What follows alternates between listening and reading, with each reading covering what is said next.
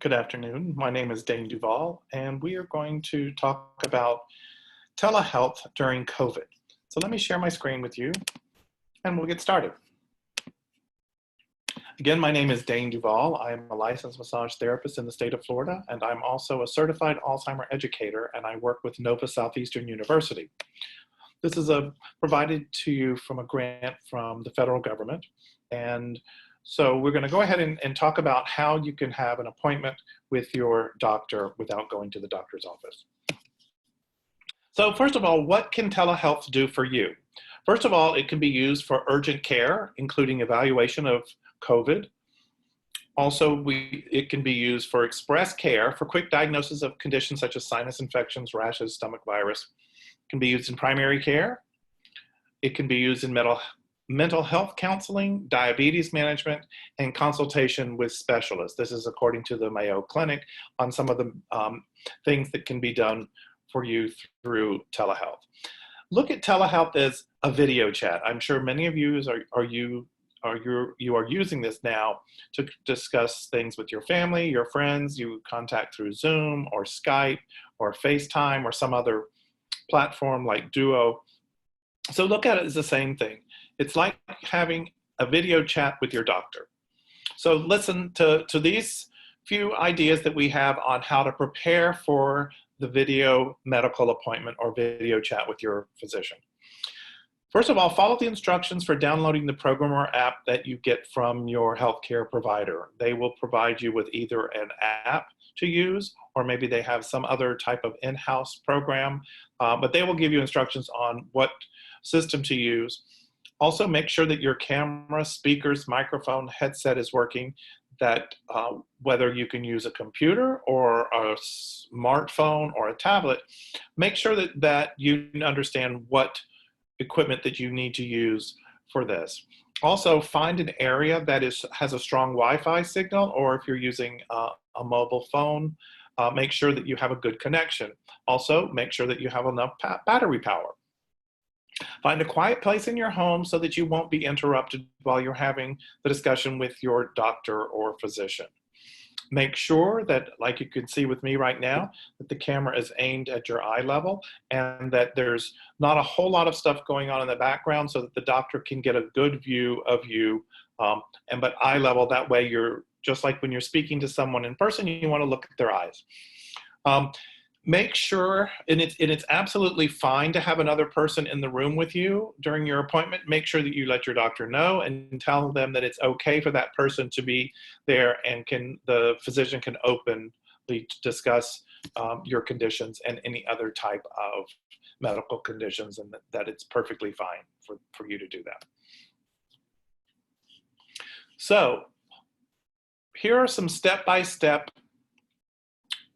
ideas that we're going to go through. So, what I've done is I've actually taken pictures of someone that was going through a medical appointment so that you would get an idea of how the process works. So first of all, download the app or whatever program your physician is supplying for you. You can do this on your laptop, on your tablet, or on your mobile phone. When you receive a link, whether it could be from a text message or an email, make sure you click on the link. I have blurred these out for security purposes, but click on the link that was provided by your doctor's office. Then at that time, you will connect to the video chat, whatever system that they're using, and then they're going to ask you to confirm your identity. Usually this will be done by your date of birth, just like when you walk into the doctor's office, they're going to make sure that you are the person you say you are. After that, make sure that the thing that you're using, whether it's your computer, your phone, your tablet, that you allow access to the camera and microphone. Most of these programs will allow you to test this prior to your appointment. Go ahead and do that to make sure that everything is working. At that point, you will probably enter what's called the waiting room, just like when you're at the doctor's office. Make sure that you do all of these steps before the appointment time and be prepared to wait, just like in the doctor's office. Hopefully you won't have a very long wait, but basically you're in that same waiting room waiting for your doctor to call you next. When the doctor is ready, he or she will appear on the screen, and you will be able to see that the doctor shows up large. Your picture will show up small in most of these programs, and then you will just talk to the doctor as if you're sitting in the office. Make sure that you take notes ahead of time, and then refer to those notes so that you don't forget anything during the appointment. So here are some additional steps that you can do to make sure that this goes well.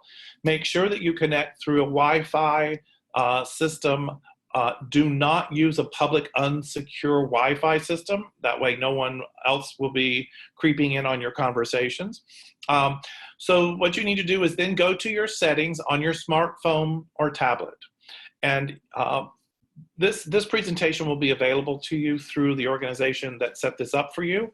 And other people can help you get this information in a printed form as well. So go to those settings and then select Wi-Fi on your tablet or smartphone. Connect to your home Wi-Fi. Make sure that you know the security code for that. It's probably already stored into your phone or tablet. Also, make sure that you connect to the correct app or connect to the appointment web address through either Google, Safari, Chrome, Yahoo, AOL, or Bing, whatever you're using to connect to the internet. Make sure that you have that all ready to go. Or if you don't have access to a home Wi-Fi, use your smartphone or tablet to connect to the internet through a cellular program. Again, make sure that you use the correct app that is used for your appointment and put that address into your search engine, or a lot of times you'll be able to just connect to it whenever the doctor's office sends you that link. So anyway, what we want to let you know is that according to safety and HIPAA, which is what governs your privacy and all of healthcare, these are the common platforms that can be used for the doctor to speak to you. They can use FaceTime, which if you're part of the programs with Apple, then you know about FaceTime. You can use Facebook Messenger. However, Facebook pages or live on Facebook is not allowed because of privacy concern. Also, Google Meetings, which used to be called Google Hangouts. You can use Zoom like I'm using right now. You can use Skype. And also on an Android system, there is Duo. All of these are private end-to-end, and so it's secure for you to discuss with your doctor. Or if the platform that the doctor is using is a specific app, then you know that that's a secure system as well.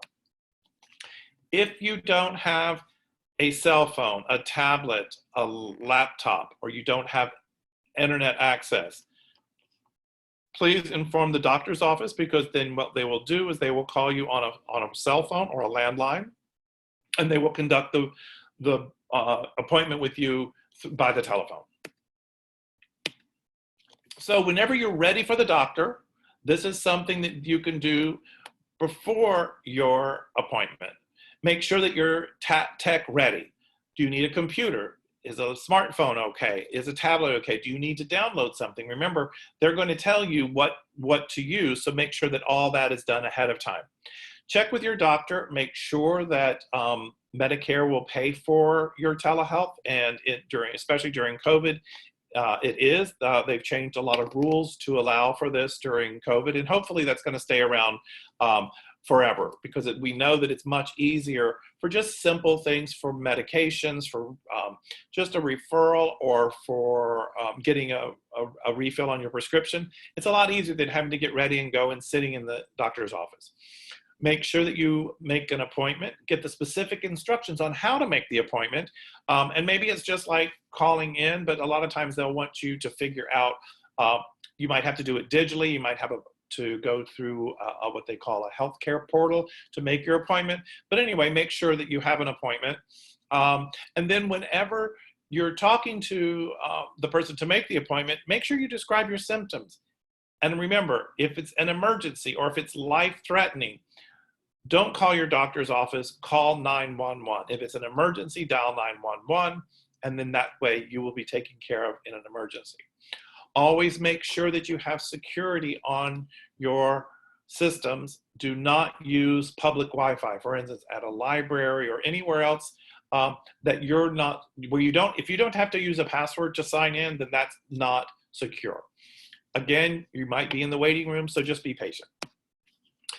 When the doctor is in, make sure that you are ready, and when the doctor appears on the screen, again, remember, use those notes. And make sure that, like right now, I have a special lighting. You can probably see it in my glasses, but that's something that you want to make sure, because if you have to show your doctor something, let's say you have a spot on your face, you want the doctor to be able to see it when you get up close to the camera. Or you could say that I have a problem with my eye, and you could show that. Or you could say, oh, my hand is hurting. So you want to make sure that it's a good place. You also want to make sure that the lighting behind you is not bright. And I'll show you, for instance, behind me, see how it changes? Because you can't see my face now that there's light behind me. So make sure that you don't have a lot of light behind you, because then the camera will not show your face to the doctor. If the doctor sees fit that you actually need to be seen in person, then he will tell you that, he or she will tell you that, and then you can make an appointment with the doctor to come into the office. Make sure that if you need prescriptions, you tell the doctor you need them refilled. He might tell you that you need a new prescription. Make sure that your current pharmacy is up to date. I know sometimes we use several. It's always good to use only one pharmacy, and make sure that your doctor knows exactly where and the phone number. And like, for instance, if you go to a Walgreens, tell them specifically which Walgreens, because that way, if you're having it delivered, it doesn't get confusing and then they have to call you. You don't want your prescriptions to be slowed down. And by all means, make sure you make a follow-up appointment according to when your doctor says he needs to see you again. So if your doctor doesn't offer video appointments, or if you don't have a doctor, here is a list of places that you can get coverage for video doctor's appointments. I'll leave this up for a little bit so you can copy down some of these, but Teledoc Health, it's covered under Medicare, so you can use that. There's the website that you can go to so that you can get information to see a doctor. Most of these are having no charge for COVID-related illnesses, but check and see. Each one of them is slightly different. It shouldn't cost you anything other than maybe, and even in some situations, your copay is being waived during COVID. So anyway, there's another one called Care Clicks. You can see that there's no charge for COVID-related illnesses. And then the consultations are covered by Medicare. Call on Doc. This is a free service for all people stuck at home for all medical conditions, not just COVID. Another one is called Health Tap. Your first appointment is free. So these are great resources for you to go to in case you don't have a doctor, or in case your doctor doesn't offer video chats for healthcare.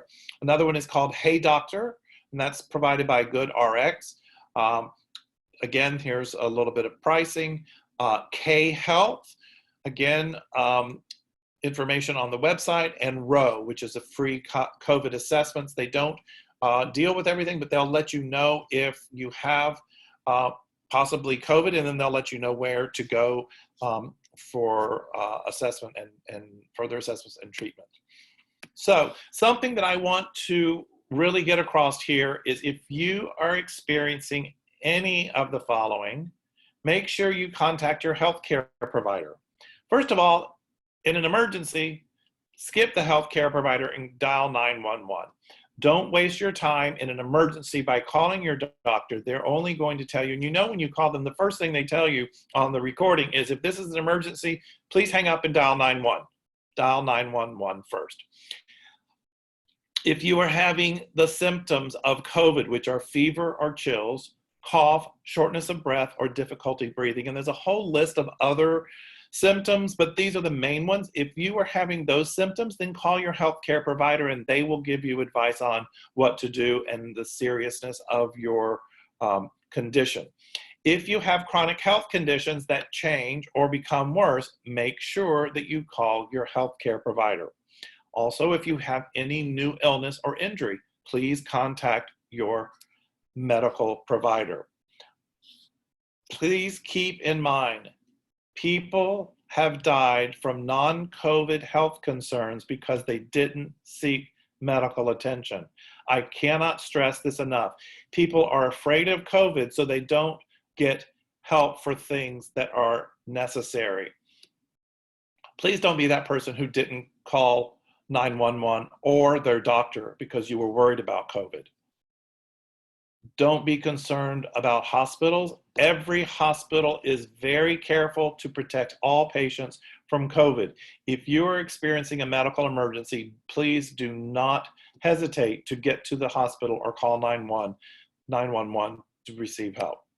Remember that you are a member of a high-risk group for severe COVID illnesses. Please limit your time outside of your residence. Please be safe and be well. So that's a recap of everything that we can do to help you see your doctor. So anyway, I would really appreciate if you could go here if someone is watching this with you, or if you know how to get access to this survey. If you have an iPhone, you can just turn on your iPhone and go to the camera. Put the camera right up to this funny looking box in the middle, and it'll take you right to the survey. If you will enter in the presentation title, tips on how to see your doctor.